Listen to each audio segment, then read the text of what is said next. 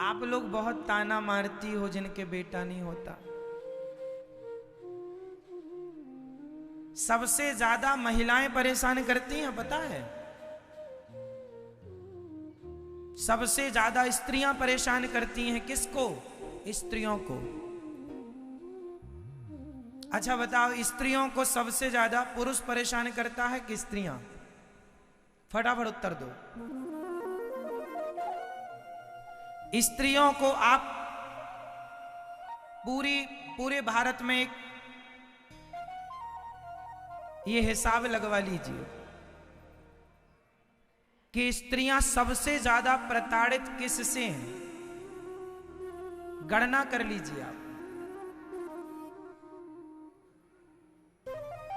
स्त्रियां सबसे ज्यादा प्रताड़ित बताओ किससे हैं? पुरुषों से या स्त्रियां स्त्रियों से? जोर से। नहीं, माताएं बताएंगी। अपन पुरुषों को अपने को क्या पता। मैया बताओ, आपको सबसे ज्यादा परेशान कौन करता है? पुरुष वर्ग या स्त्रियां?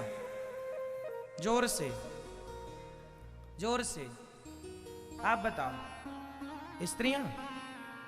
स्त्रियों में कौन? सास, बहू, जेठानी, देवरानी, बस लगभग इतनी ही। ननंद, भौजाई। पुरुष परेशान नहीं करता। पुरुषों में केवल पति शायद किसी पत्नी को परेशान करता हो, पर पुरुष की परेशानी से स्त्रियां परेशान नहीं होती। स्त्रियां स्त्रियों को ज्यादा परेशान करती हैं।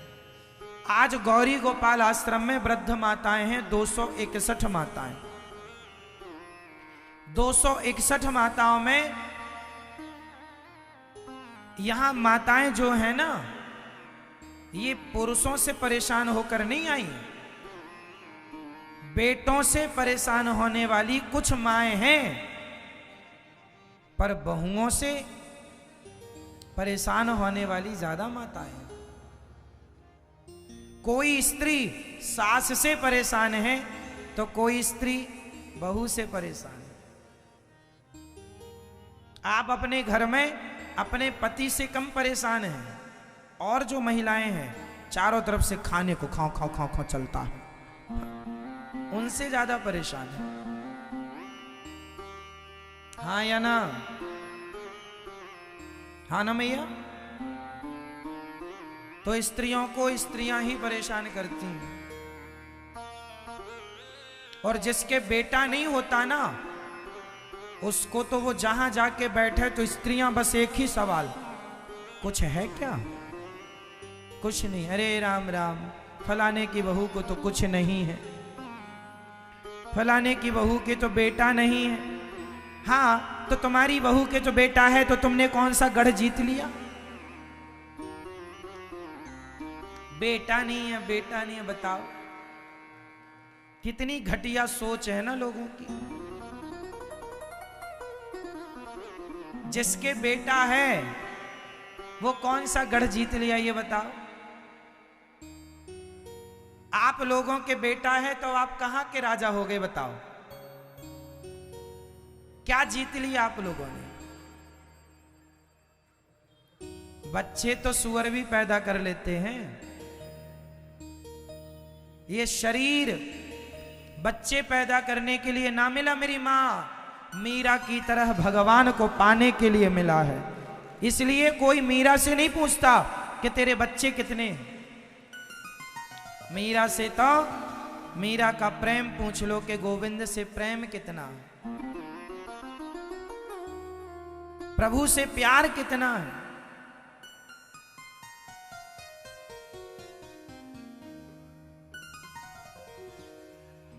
लोग मिलते हैं, पूछते हैं तुम्हारा व्यापार कितना है। लोग मिलते हैं तो पूछते हैं तुम्हारा व्यवहार कितना है। कोई ना मिला ये पूछने वाला कि तुम्हारा प्रभु से प्यार कितना है। कि तुम्हारा प्रभु से प्यार कितना है, तुम्हारा व्यापार कितना है, तुम्हारा परिवार कितना है, तुम्हारा व्यवहार कितना है। बहुत लोगों ने पूछा, पर किसी ने ना पूछा कि तुम्हारा प्रभु से प्यार कितना है।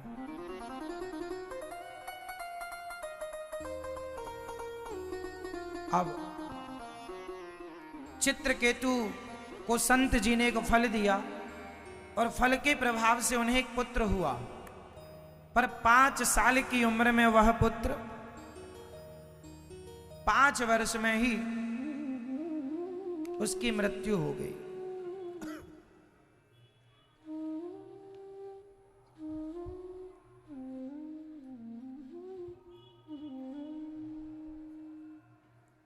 पांच वर्ष में ही उसकी मृत्यु हो गई। जब 5 वर्ष की उम्र में उसकी मृत्यु कैसे हुई? उसकी जो एक पत्नी को बेटा हुआ, अन्य पत्नियों को बच्चा हुआ नहीं, उन रानियों ने उस बच्चे को जहर दे करके मार डाला। बहुत सारी पत्नियां थी राजा की, उनने जहर दिया और मार डाला। सोती रह गई, सोते रह गए, सोता रह गया बेटा। राजा रोए, रानी रोई, पर क्या मर गया। नारद जी आए, क्यों रो रहे हो? क्या करें महाराज, हमारा बेटा चला गया। नारद जी ने कहा, कहाँ चला गया? बोले, चला गया, आप जीवित करो। नारद जी ने कहा, मरा हुआ कैसे जीवित कर दूं? नहीं, आप संत हैं, कर सकते हैं। ठीक है, मरा हुआ बेटा जीवित नारद जी ने कृपा दृष्टि डाली, जिंदा हो गया। राजा बोले, आ बेटा तुझे गले से लगाऊं। उस बेटे ने कहा, पिताजी आप मुझे गले से लगाएंगे क्यों? मैं आपका कौन हूं? अरे तू मेरा बेटा है। कहा पुत्र ने, पिताजी मैं किसी का बेटा नहीं हूं, इस संसार में कुछ ऋण बाकी थे आपके, वो ऋण चुकाने आया था, मैं हिसाब चुकाने आया था। क्या हिसाब बाकी था? उस बेटे ने कहा, पिताजी पिछले जन्म में मैं भिखारी था, आपके द्वार पर भीख मांगने आया, आपने मुझे गेहूं का आटा दिया, साथ में गाय के गोबर के ओपले कंडे दिए। मैंने रात्रि में उन कंडों में आग लगाई और आपके आटे की 5 रोटियां बनाई। 5 रोटियां खाई तो 5 वर्ष तक आपका बेटा बनकर आपकी रोटियों का हिसाब चुकाया। मैंने ओपलों में आग लगाई, ध्यान नहीं दिया, उनमें बहुत सारी चींटियां थीं, सारी जलकर समाप्त तो हो गईं। और चींटियां जब जली तो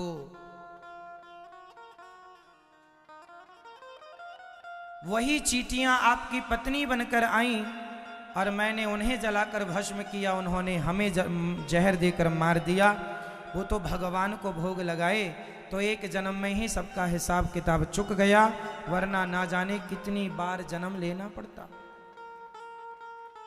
कितनी बार जन्म लेना पड़ता।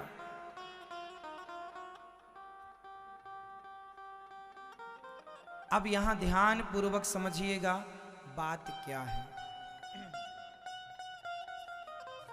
बात यह है कि हम जाते कहां हैं? मरकर। जहां से आए हैं वहीं चले जाते हैं।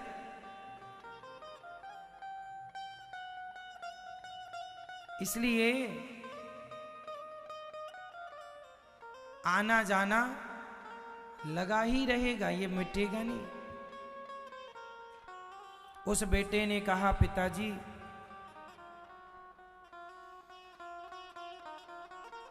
मैं कितनी बार जन्म ले चुका हूं, कितनी जन्म तक आपका बेटा, आपका कुछ बना, हिसाब किताब पूरा हुआ, छुट्टी। आप लोग वृंदावन कितने दिन के लिए आए हैं? जोर से। कोई 7, कोई 10, कोई 5, कोई 15। क्यों आए हैं आप लोग? काम अपना करेंगे, जिस कार्य के लिए आए हैं पूरा होगा, चले जाएंगे। यही सच्चाई है जीवन की। सुखदेव भगवान कह रहे हैं, परीक्षित, इसी तरह इस संसार में व्यक्ति कुछ दिन के लिए आता है। आप कितने दिनों के लिए आए हैं संसार में? वृंदावन आए हैं 7 दिन के लिए। ये बताओ, संसार में कितने दिन के लिए आए हैं? बोलो।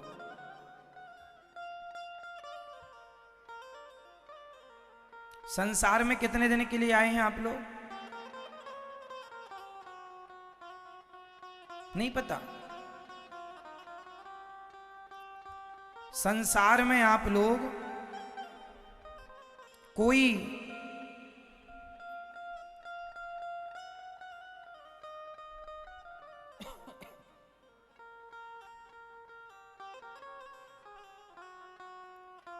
आया है। अब देखो ना, एक साल में 365 दिन होते हैं। 365 दिनों को आप देख लीजिए। इन 365 दिनों में, एक साल में 365 दिन, तो 50 साल में कितने दिन हुए? कर लो हिसाब। 365 गुणित 50, लगभग 30,000 के लगभग हिसाब बनना चाहिए, या 60 साल का जोड़ लो। आपने यदि 50 साल का दिन निकाला तो निकल के आएगा ना इतने दिन। माना कि आप यदि 70 साल जिएंगे तो 70 साल में कितने दिन मिलेंगे आपको? लगभग 35,000 दिन। क्यों जी? लगभग। और गणित निकाल लो, कर लो हिसाब, निकाल लो। अभी तो मोबाइल चला ही रहे थे आप। कितना? हाँ, अभी तो चला रहे थे। जब चलाने का कह रहे, नहीं चला रहे हो।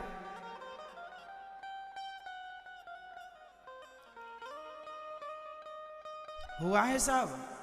कितना? हाँ, 35,500, 25,550, 70 साल का। देखो ये निकल गया हिसाब। तो आप यदि 70 साल जिएंगे या 80 साल जिएंगे तो उनमें दिन ही मिलेंगे आपको। 25,000 दिन, 26,000 दिन, 27,000 दिन। 100 साल जिएंगे तो और 35 हो जाएंगे, और क्या होगा? लगभग तो दिन ही तो मिलेंगे। तो आपका ये दिन जा रहा है, तो आप 7 दिन के लिए वृंदावन आए और 25,000 दिन के लिए या 30,000 दिन के लिए या 35,000 दिन के लिए संसार में आए। क्यों जी? सही है? हाँ या ना? इसके बाद कहां जाओगे आप लोग? अभी 7 दिन पूरे करके कहां जाओगे? कहां जाओगे? अपने घर। और 40, 30, 35,000 दिन पूरे करके भी कहां जाओगे? अपने घर। ये अपना घर नहीं है जो कह रहे हो अपने घर जाएंगे, ये किराए का घर है। अपना घर तो वही है जहां से आए हैं, वहीं जाना। तो मरता कोई नहीं है, सब अपने अपने घर वापस हो जाते हैं। संसार में मिले लोगों से मोहब्बत कर ली हमने, प्यार कर लिया, और बाद में उन्हीं के लिए रोए। ये सिस्टम चलता है। आप लोग क्या करते हैं? पहले देखो, एक आदमी ने भैंस खरीदी। अब एक सवाल पूछूंगा तो उत्तर देना। एक आदमी ने भैंस खरीदी, उसने 60,000 रुपए की। उसे पता लगा कि हमारी भैंस तो बीमार है, तो उसको लगा ये भैंस मर जाएगी। उसने तुरंत ग्राहक लगाए और अपनी भैंस बेच दी। और जिसने खरीदी उसके घर में 2 दिन बाद मर गई। उसके घर में मरी तो इसे दुख नहीं हुआ, इसे बिल्कुल भी दुख नहीं हुआ। बताओ क्यों नहीं हुआ? क्योंकि अब वो भैंस इसकी रही ही नहीं। इसकी होती तो रोना भी इसे पड़ता। अब जिसकी है वो रो रहा है। सही है? जब आपका विवाह नहीं हुआ था तो आप किसके नाम पर रोते? विवाह हुआ तो पत्नी के नाम, पति के नाम आदमी रोता है। जिसको अपना बनाते चले जाओगे, जिसको अपना मानते चले जाओगे, उसके नाम पर रोना भी होगा। जिससे सुख मिलता है उसी से दुख भी मिलता है। इसलिए कहते हैं संसार में रहो पर संसार के लोगों से प्रेम ना करो। प्रेम करोगे रोना पड़ेगा, और रोना पड़ेगा तो प्रेम करो, और नहीं रोना तो भगवान से प्रेम करो। क्योंकि हमें तो दिन पूरे करके जाना है। हम यहाँ के आदमी हैं ही नहीं, हम यहाँ के निवासी नहीं हैं, हम तो भगवान के घर के हैं। यहाँ यात्रा पे आए हैं। आपने एक गीत सुना होगा, तुम तो ठहरे परदेसी, साथ क्या निभाओगे, और सुबह पहली गाड़ी से घर को लौट। तो हम सब सवेरे पहली गाड़ी से लौटेंगे। सब अपने घर लौट जाएंगे। परदेसी हैं आप और हम। जरा सी बात है समझ में आ जाए तो अच्छा है, वरना बेटा बेटी पति पत्नी मेरा मेरी कर करके आदमी मर रहा है। कोई दुखी नहीं है संसार में, सब जबरदस्ती रो रहे हैं। हाँ या ना? आप पत्नी से प्यार करते हैं, फिर पत्नी जब जाएगी तो रोना पड़ेगा। पति से प्यार करते हैं, जाएगा रोना पड़ेगा। अच्छा ये बताओ, पति और पत्नी दोनों एक न एक दिन जाएंगे कि नहीं? या पत्नी पहले जाएगी या पति? कौन जाएगा वो भगवान तय करेंगे, लेकिन हम सबको एक न एक दिन जाना पड़ेगा। इसलिए जब जाना ही है, ये लोग अपने हैं ही नहीं, तो प्रेम क्यों, मोहब्बत क्यों, रोएं क्यों? इसलिए